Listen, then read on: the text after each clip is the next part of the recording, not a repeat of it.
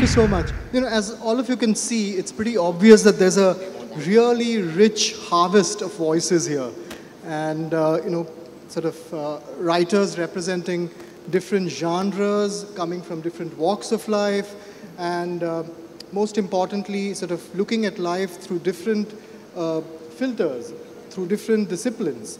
You know, the first question I actually want to ask you, Sathya, and I think you've probably thought about this quite in depth, is you choose to actually call this an unfestival.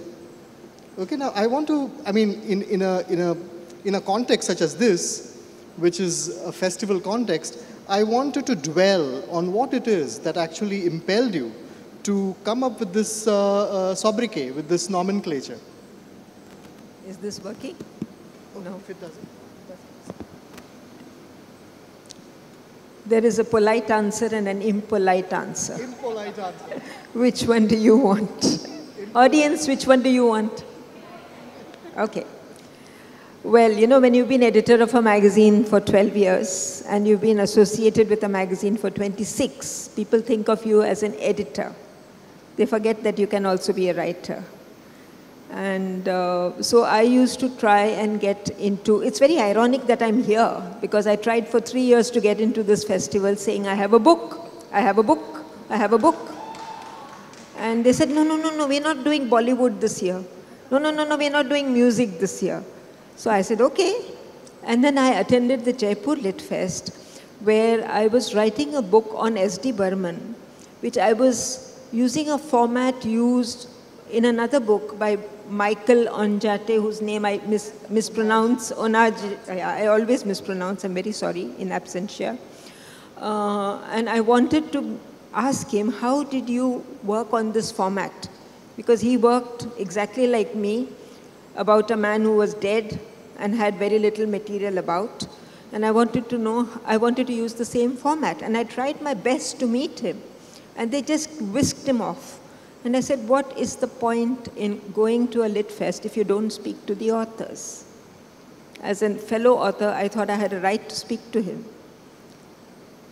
So I said, what is it that we authors want? We want to be able to communicate with like-minded people, to be able to spur our creative instincts to understand each other's problems.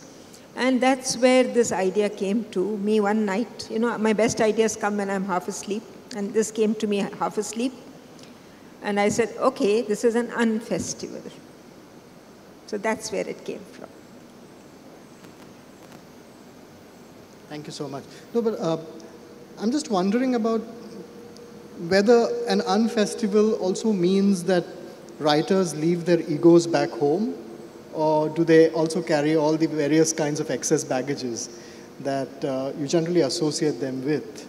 You know, past experiences, fights between publishers who represent you, all kinds of things. So what kind of a landscape did you envisage when you actually got all these people together, 8 or 10 of them? And from what I read in this spectacular book, which all of you should buy, okay, which actually is a kind of an edited book which represents a lot of the writing that was done in the course of the residency. What I gather from this book is that you had quite a few superstars who dropped out, right? So was that something, was that a program that you were aware of? You know, managing egos, massaging egos, sort of also most importantly, understanding that writers have, you know, their own peculiar ways of being in their skins, as it were, and also occupying space. I mean, there are moments when they don't want to, in fact, communicate. There are moments when they want to be very extraversional. So all kinds of things happen. What are the takeaways? You know, you'll have to ask the panelists this question again because they will tell you how they reacted. But I don't have an ego. Not that one can see normally. So I don't usually recognize egos in others. I have a blind spot. And when you don't recognize an ego, it quietly crawls away. You know, if you pamper it, it grows. But I was looking at big names to join with the lesser known names because I said, otherwise this place, this festival, unfestival will not get attention from the media because the media is running after celebrities. So I said 2 big names or 3 big names, but let the others be people like me who want to write, who want to interact, and who are looking for the time and space to do so. So that's how the panel was chosen. The big names, fortunately or unfortunately, dropped out. And we ended up as a wonderful group of friends, am I right? We had a lot of fun, and I was a gentle shepherd. I just made sure that everybody had breakfast in time, lunch in time, and wrote in between. And then we went for walks and we explored the beautiful space. I think we had a lot of fun, and when you're having fun, that's when you're creative. So we all ended up writing. So can I ask Ram maybe and Rochelle to share with us your experiences of being in a space that was so completely magical, because you have the extraordinary sort of osmosis that happens there between all those rock-strewn, sort of zones, and you have the Tungabhadra, and you have the romance of the ruin. So you have all these different extraordinary kind of, markers and vectors sort of communicating with each other, creating a kind of an exhilarating space. How was it, both of you? And it's a question really that I can as well ask Siddharth and Lalita. I think the first thing one is struck with at Hampi is just the sheer weight of history that's there. It's an aura, and you can tangibly feel it. For me, the rocks themselves were, the way in which one actually transports back into another time and another place. And the same effect was felt in Kamatham, which is the absolutely gorgeous arts village where we were working. So we had a absolutely blissful environment. One is exploring the ruins, engaging with the space, engaging with the histories, at the same time having the opportunity to come back and reflect in a place like, Kamatham. So it was literally, all the struggles that one has to have in the city, trying to get away, trying to lock oneself up, in a room, trying to get peace of mind.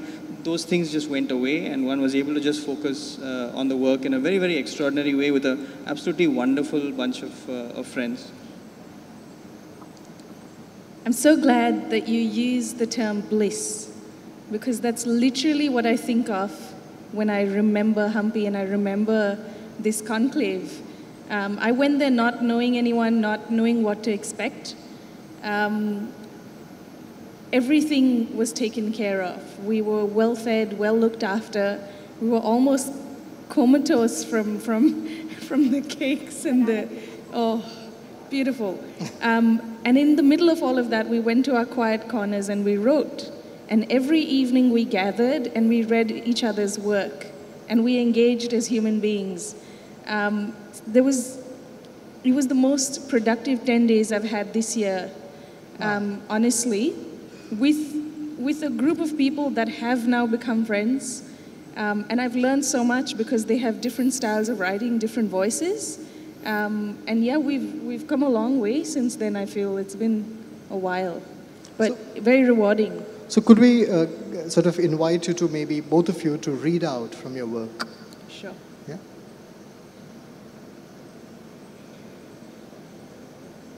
We've got this. Oh, thanks. Yeah. Oh, thanks. City of It's quite Ruins.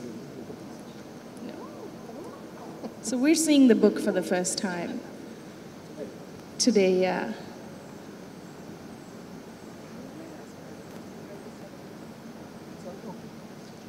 Thank you. Also, one of the things I observed when I was going through this book was that there are 2 people, Siddharth and Rochelle, who actually use different registers, poetic registers, to understand or to encapsulate and then respond to the experience of being in a place like Hampi, and to be in the presence of so much history around you, which suddenly makes its appearance felt, in various extraordinarily magical ways. So I'm also curious, and this is a question I think I ask Siddharth to respond to, after both of you have read out, about what is it that actually, and this might sound like as if it's speaking to what one might call the romantic turn, the romance of the ruin, as Walter Benjamin would call it. But what is it about places like Hampi, coracles and the Tungabhadra and the rock-strewn landscape and what have you? What is it about these landscapes that actually call out for a poetic response? This might sound like a slightly trite question, but I think often enough one finds that trite questions expect, demand, and deserve, answers that are quite incisive. Okay. Rochelle? I'll read. Yes. That's my response. This poem is called A City in Ruins. Super. I struggle to define you, to quantify you. I don't know if you are city or village, township or empire, but it is beautiful to watch you waking up. The sun is just about to rise and we are on another adventure. I tilt my neck so my head is parallel to the window, catch a glimpse of a football ground buzzing with action. I watch people cycling to work, their orange vests flapping as we drive by. I crane my neck to see young men gathered in their blue jeans jackets, huddled together for morning coffee or chai or perhaps a smoke. How are you not sleepy at 6 a.m.? This is not the slow unfurling I had imagined. This waking up to alertness, to all this activity. The landscape is fickle.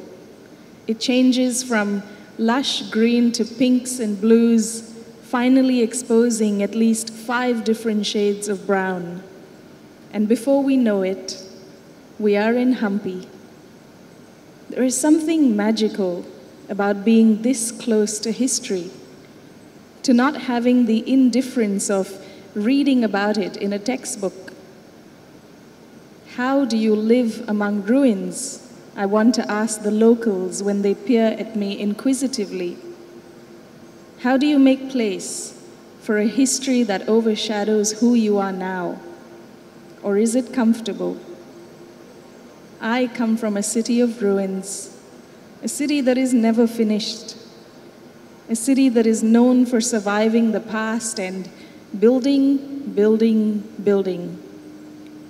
My contributions to the world so minuscule they will not matter, but I walk your hallowed halls, rich with purpose and tradition, and can't help but marvel at dynasties gone by. My imagination can only offer so much insight. The guide is talking, but I am interested in finer details. I want portraits of these men and women, kings and queens, servants and soldiers. I want to know what colors they wore, what made them smile. I am already overwhelmed to be walking in their footsteps. This is already a privilege not to be taken for granted. We walk to another monolith, gravel crunching under our feet, eyes squinting from the hard sun. I forget names quickly and stop making an attempt. Only one name echoes like a refrain. Hampi, lost kingdom, found, destroyed, found again. I get back on the bus and carry you home with me. Thank you. Wonderful.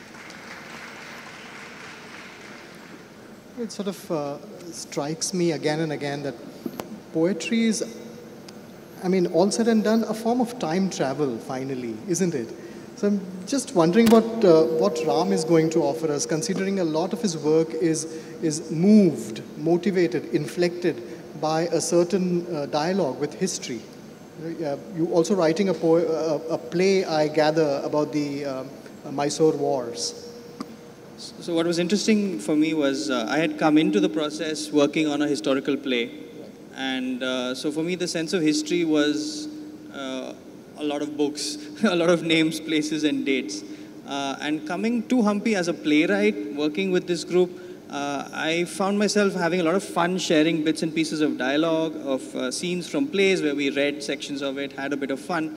I just, at that moment, felt that the idea that I wanted to explore was not going to sit in a play. And so actually I wrote a short story which is very different from the format that I usually work in.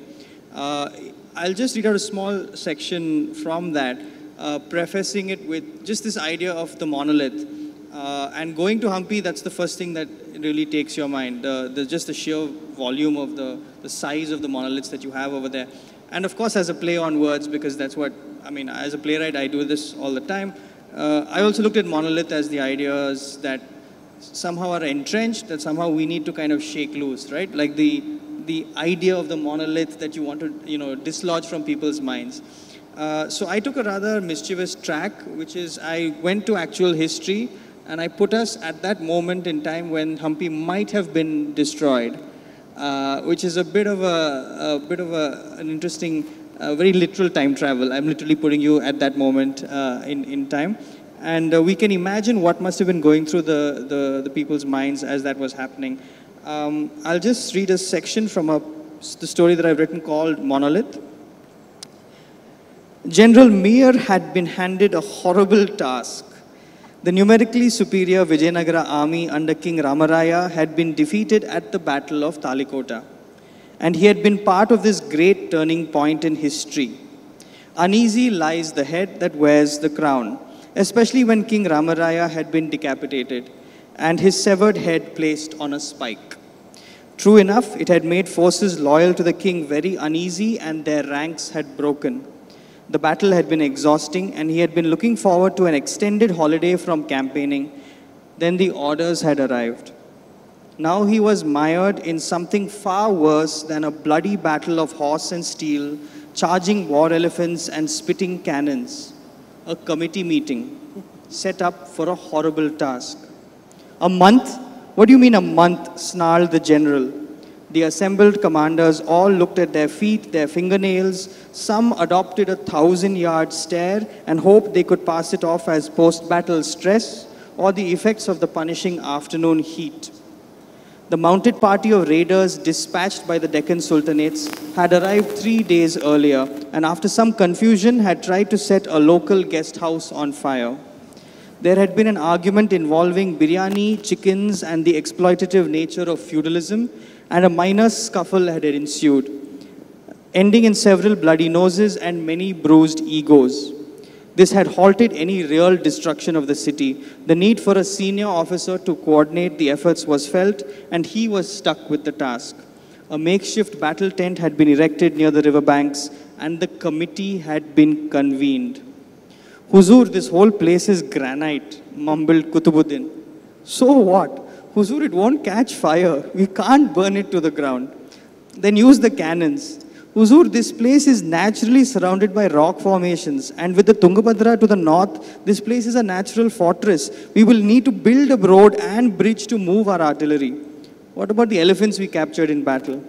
Huzur, it will take us 2 weeks to move them from Talikota. Huzur, and then 2 weeks to get them to kick and knock things down here. So you see, Huzur, that 1 month is a conservative estimate, Huzur.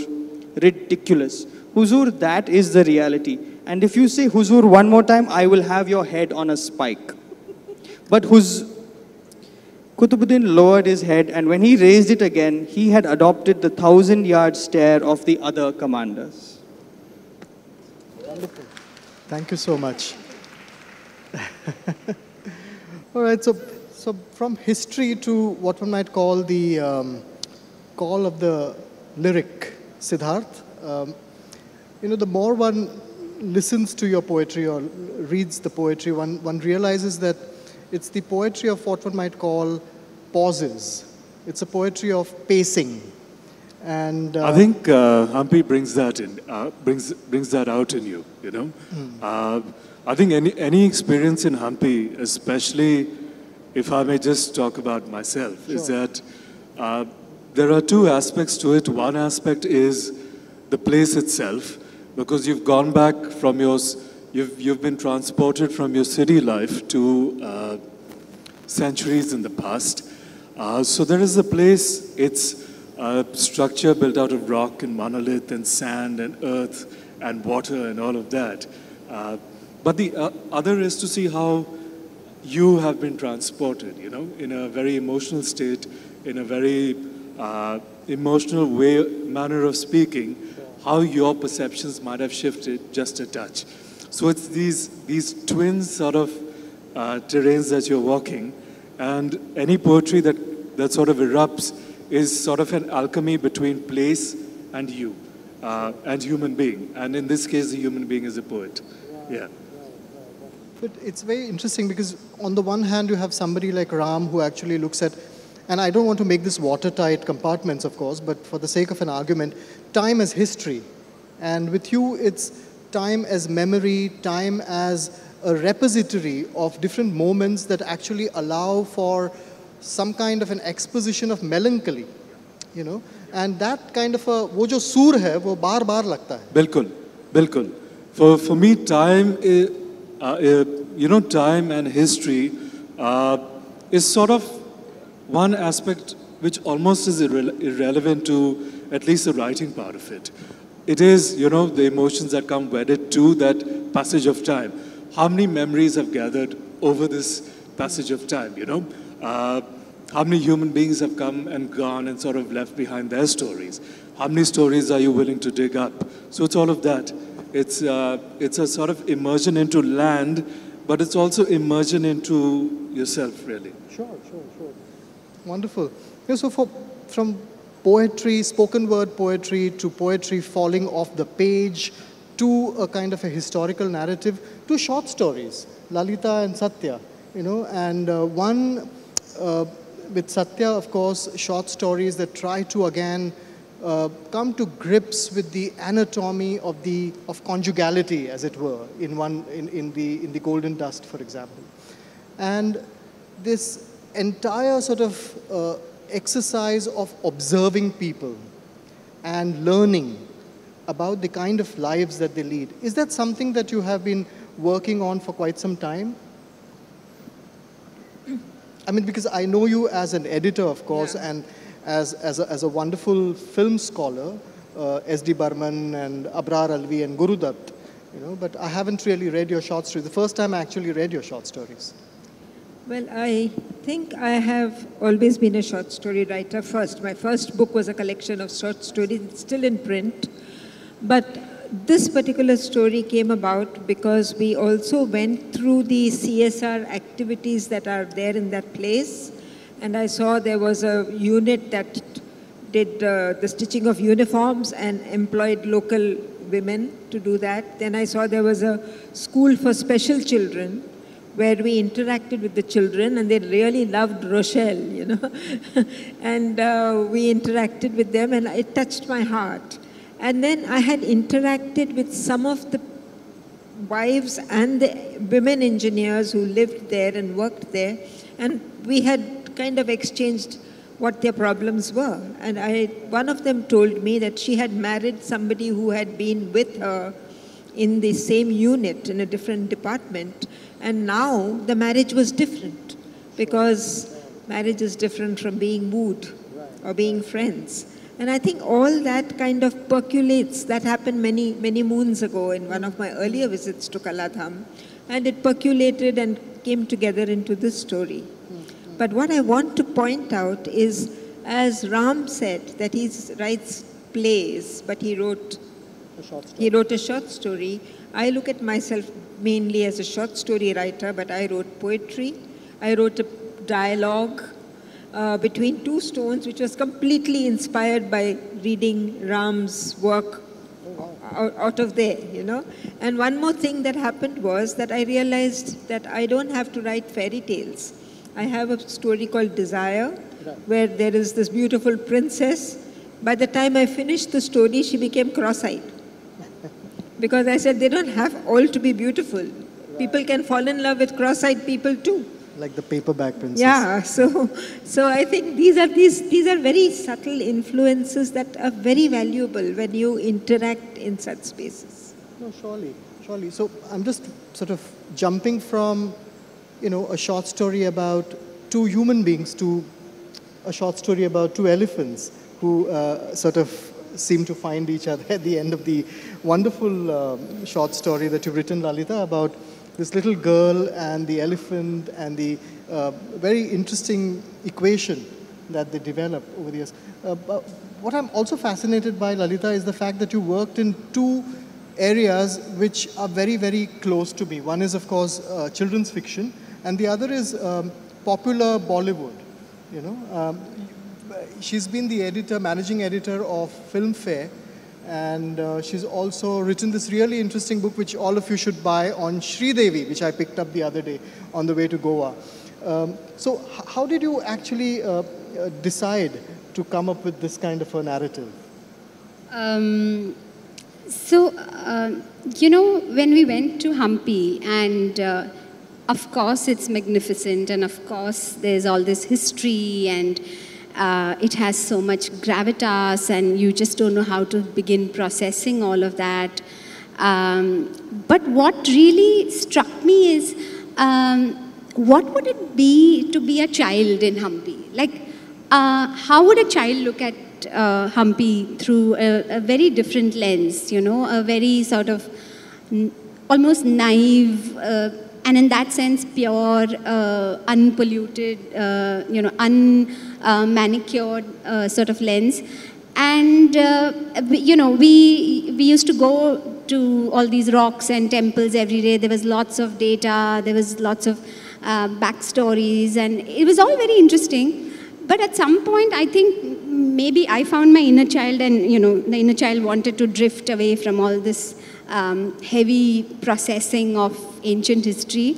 And my eyes went to this elephant, so there's this elephant in the Virupaksha temple who has a job. The elephant has been there for she's 28 years old.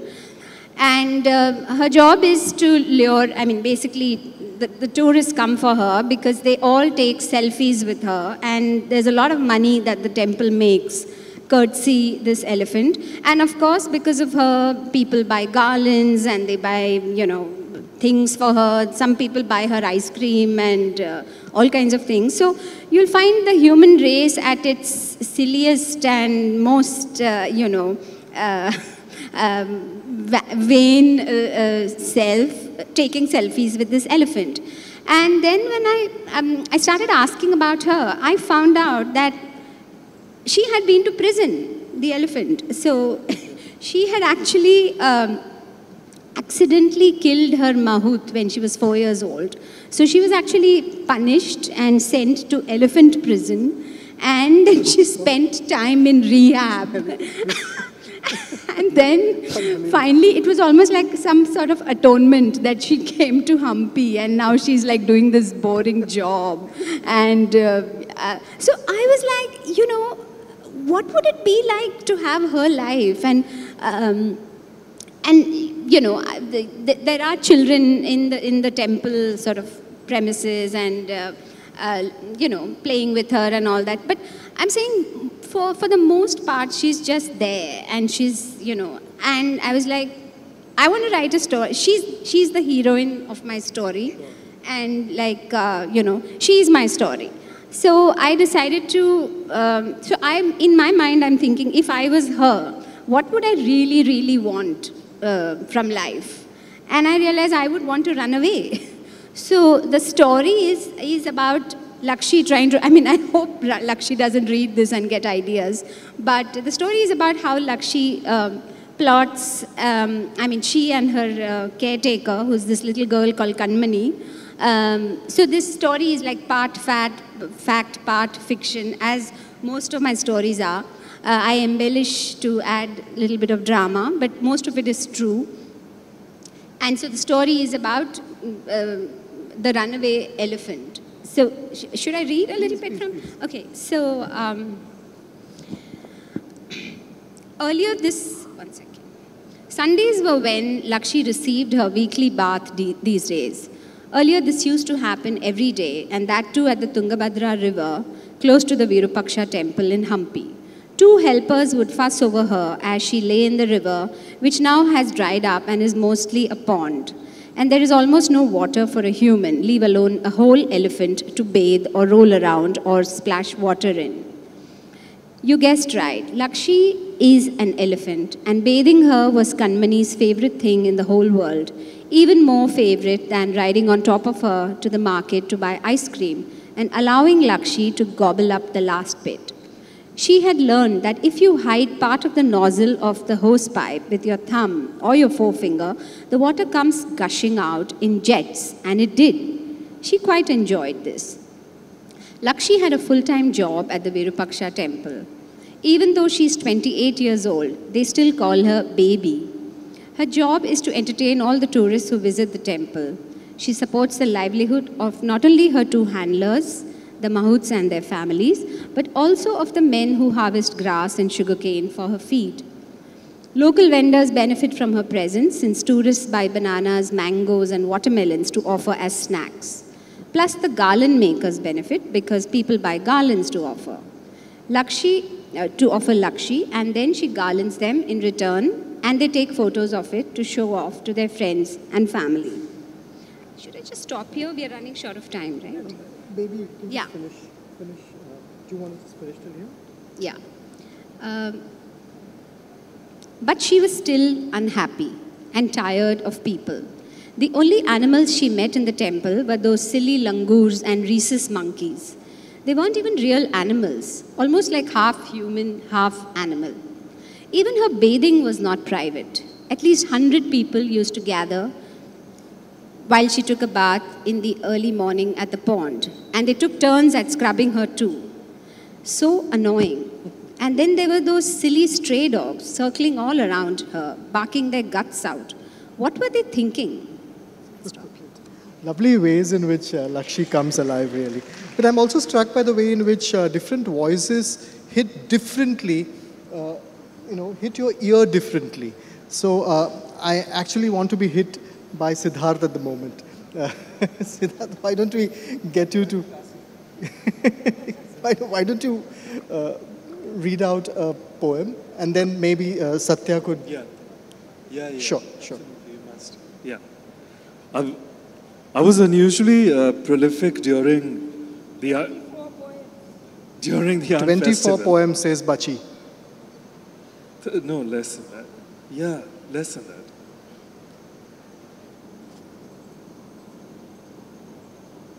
Right, I'll just pick out something and go with it. This one is called Light Storms. Muhammad Rafi sings of a stolen moon. He moves on to the vastness of the sky. The voice, burnt in silk, coaxes mischief out of the sparse. This entire night will be taken in by your eyes. The denouement, dressed in a little wink. But how do you think you'll get any sleep tonight? The song floats in, carried on Tungabhadra wind and Vijayanagar dream, through the fumbling allowances of a radio being played somewhere across the geographies of the dark. A light sparkles from across the shore, Fitzgerald pouring in, convincing me to stay, and like a creature overcome by love, I obsess over the brevity of a kiss, the fierce frisson that fuses 2 bodies together, over a town anchored to ancient filaments, over a heartbeat skipped and a last train missed, over this diagram of rocks strewn like pebbles, over the ache that has vanquished even gods, and like a creature overcome by love, I rest my fears in a stolen moon. Thank you. Oh, lovely. So it's really your response to Khoya Khoya Chand, is it? Sorry? To Khoya Khoya Chand from... Khoya Khoya Chand, yeah. From... Absolutely, yeah. Kala Bazar, is it? Kala Bazar. Yes, of course. Right. Actually needs 2 voices. It needs 2 voices. Yeah. 2 voices. It's a dialogue. So will you read? That's me. Splendid. Okay, हम कहाँ हैं, आप कहाँ हैं? कौन सा page है? This is a quick dialogue. We're going to read about 7 or 8 lines, but... Got it? Yeah. You start. It's a dialogue between two stones in Hampi. One is a new stone and one is an old stone. You're stone number 1. I'm stone 1. Acha, take it. You have longer lines. I have longer lines. Even stones need to rest, to sleep. Why does no one realize this? That's all I ask. Step on me, jump on me, dance on me if you must, through the day. But give a stone a decent night's rest. No way, becoming impossible. What are you mumbling about? You've gone and woken me up. Have I then? Well, at least it means you were sleeping. I hear you, brother. I hear you snoring through the night while I try to catch 40 winks. You can't sleep? Insomnia? I did not know we could... Ask me. Just when I'm dropping off, someone decides to walk up and down, up and down. It's disgusting. I know. They have to guard the place and all that. But go walk somewhere else, man. Stomp about on the grass or on top of the walls. You will see much more. Or just go to sleep. Then there is that stupid light they have installed. It goes blink, blink. Either stay on or go off. I can get used to that. But blink, blink keeps waking me up, upsets my sleep rhythm. Some guys have all the luck. You asleep? I say, you sure can sleep. Shut up. Let a stone sleep. Just my luck to end up next to an insomniac. I was happy where I was. I should have stayed there. But they told me it was nicer here at the foot of the steps, so I rolled down. And now I have this guy mumbling all night. You haven't suffered like I have. Only yesterday, the armies came in droves, nailed boots, spears, banging down, trudging carriages rolling over me, day and night, night and day. You've lost it. That was centuries ago, not yesterday. This is the 21st century. Shall we stop here? So, the whole history of Hampi comes through. Thank you. I think a dialogue between stones, I think, is an opportune moment to actually open it out to the audience at large. Please feel free to ask questions. We can, I think, take maybe a couple of questions. Anybody in the audience? No? Audience wants to leave. If I was Jerry Pinto, I would have said, "Baith jao."